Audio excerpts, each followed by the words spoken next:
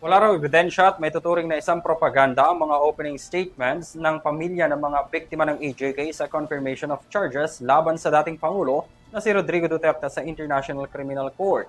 Ayon kay Attorney Salvador Panelo, irrelevant raw ang mga salaysay nila, bagay na tinawag niyang iris of lies. Alamin ang detalye sa balita ni Criza Lopez. Mission of charges laban kay dating Pangulong Rodrigo Roa Duterte sa International Criminal Court o ICC, kung saan parehong binigyan ng pagkakataon ang bawat panig na makapag-deliver ng kanilang opening statement. Partikular na ang panig ng prosekusyon ng ICC, mga abogado ng biktima at legal counsel ni Duterte. Inilarawan naman ni Attorney Salvador Panelo bilang paulit-ulit na propaganda at mga haka-hakang walang ebidensya ang mga pahayag ni Attorney Joel Vutuyan, isa sa mga abogado ng biktima ng drug war. Yun ay parang paulit-ulit na propagandang matagal na nilang naratibo yon, na batay sa haka-haka, batay sa hearsay na tinatawag, batay sa mga aligasyon na wala namang ebidensya.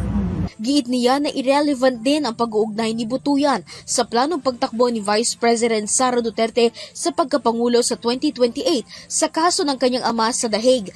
Bilang patunay na makapangyarihan si Duterte sa Pilipinas, tinapatan din ni Panelo ang iginiit ni Butuyan na virus on impunity ang dating Pangulo.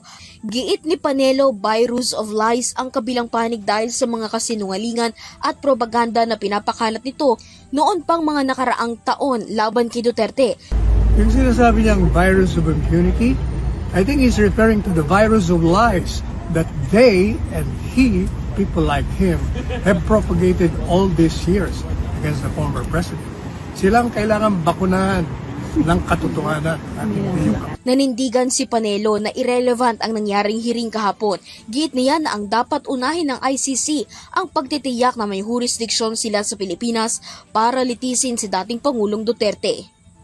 Para sa Zero TV News, Criza Lopez, sumasaludo sa bawat Pilipino.